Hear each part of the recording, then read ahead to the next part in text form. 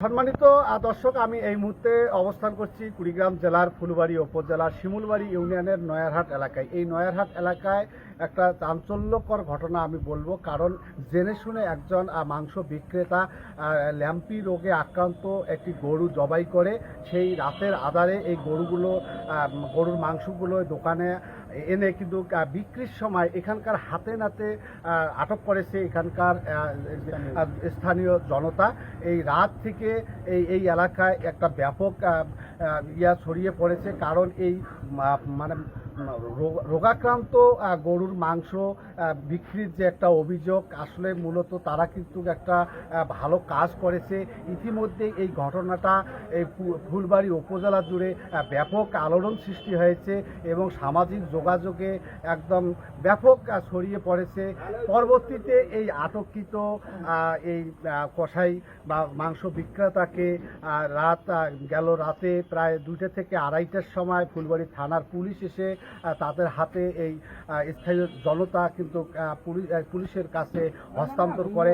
আসলে কালকে এই গত রাতে এই যে রোগাক্রান্ত যে গরুর মাংস এই কসাই এবং মাংস বিক্রেতা বিক্রি করেছে, আমি মূলত প্রথমে স্থানীয় সঙ্গে একটু কথা বলবো। আসলে কালকের ঘটনাটা কি হয়েছে একটু বলেন দর্শকদের। ঘটনাটা কি, অনেক আগে তো এইরকম মরা গরু রোগা গরু বিক্রি করে আমরা পাই না।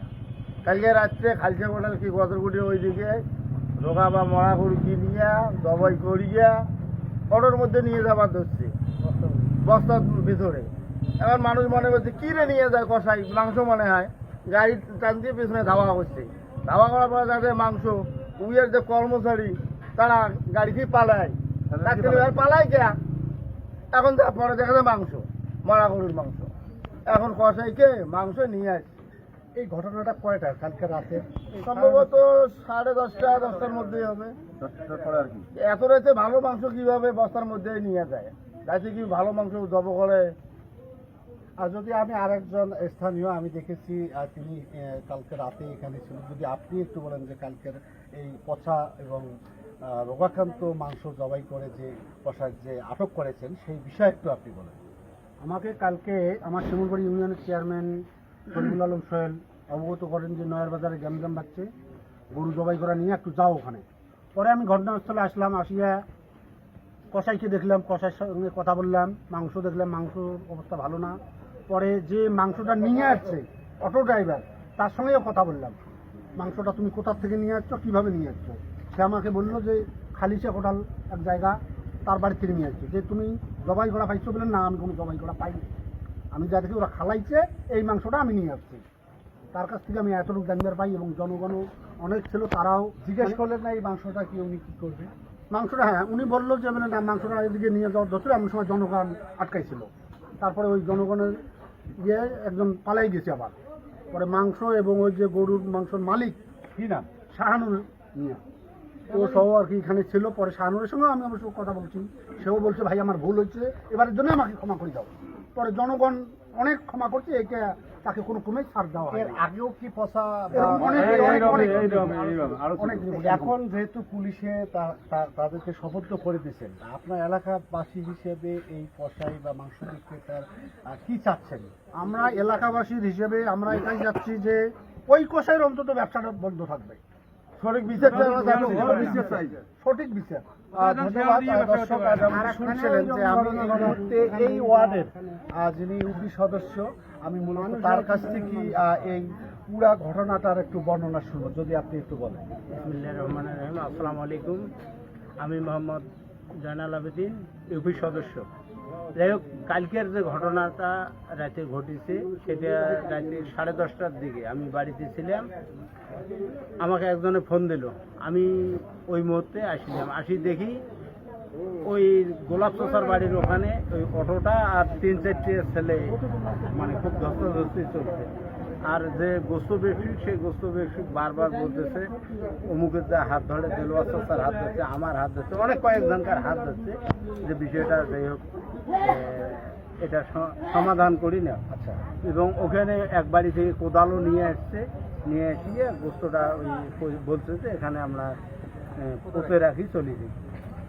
এটা আমি ভুল করছি, আর এটা যে মানে বলে ধরার পর সেই কথাটা হ্যাঁ, আর যদি না ধরতেন তাহলে এটা তো এই আমরা তো মাংসটা নিয়ে যাবার দর্শকের বাড়ি আচ্ছা ফ্রিজে মানে জিনিসটা কি করছে, কি মানে সেটা এটা হলো বস্তা তো এই জব করিয়া মানে এলোমেলো অবস্থায় বস্তা ঢুকিয়ে নিয়ে বাড়ি যাবার ধরছে। বাড়িতে হয়তো নিয়ে যায়, মাংসটা একটু ওখানে ঢালে ঢালে পরিষ্কার টরিষ্কার করিয়ে সকালবেলা এই মাংস এখানে নিয়ে আসে। এই কারণে ওই বাড়ি নিয়ে যাবার ধরছে। পরে রাস্তার মানুষ দেখার পরে বিষয়টা মানে ওই অটোটা আটকার পর আমাকেও সংবাদ দিয়েছে এবং এই এলাকার গণ্যমান্য ব্যক্তি যারা ছিল এবং সাধারণ মানুষও অনেক এখানে জমা হয়েছে। এখন সবারই এক কথা যে শাহানুর আগেও এইরকম মানে ব্যবসা করছে, আমরা তাকে অনেক আমিও সকাল করে দেওয়া হয়েছে। আমি গতকাল সকালবেলা ওর একটা কর্মী ছিল, তাকেও আমি বলছি যে যাই হোক এখন তোমরা এখন পর্যন্ত মানে সজাগ হয়ে যাও। এই তারপরেও রাতের এই ঘটনা ঘটিনি। কালকে যখন রাত 2:30টার সময় যখন নিয়ে গেল পুলিশ, আপনি উপস্থিত ছিলেন? হ্যাঁ, আমি উপস্থিত ছিলাম এটা।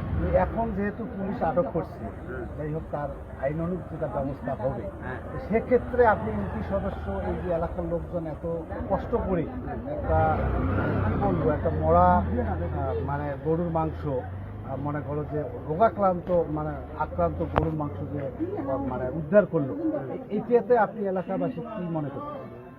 যাই হোক, এটা আমার বিবেক দিয়ে আমি চিন্তাধারা করতেছি, যেহেতু আগে থেকে এইরকম আচরণ করিয়ে এসেছে, ওর যেহেতু কালকে এলাকাবাসী হাতে নাতে ধরছে, ওকে কিন্তু আইনের আওতায় নিয়ে গেছে আর কি।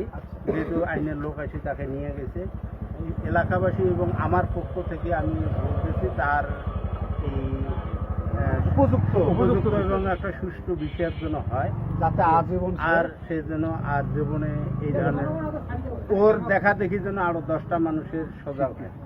সম্মানিত দর্শক, আজ যেমনটি শুনছিলেন যে স্থানীয় এবং জনপ্রতিনিধি সবারই একই কথা যে যিনি মাংস বিক্রেতা এই কাজটি করেছে, রোগাক্রান্ত আক্রান্ত যে গরুর মাংসগুলো তিনি বিক্রির জন্য নিয়ে এসেছেন। পরবর্তীতে যেন কোনো কসাই বা মাংস বিক্রেতা এই ধরনের পচা এবং মরা এবং রোগাক্রান্ত গরুর মাংস যেন বিক্রি করতে পারে না, যার কারণে যাকে পুলিশে এই সোপর্দ করেছে তার উপযুক্ত বিচারের দাবি জানিয়েছেন। তো এই ছিল নয়ার বাজার থেকে সর্বশেষ।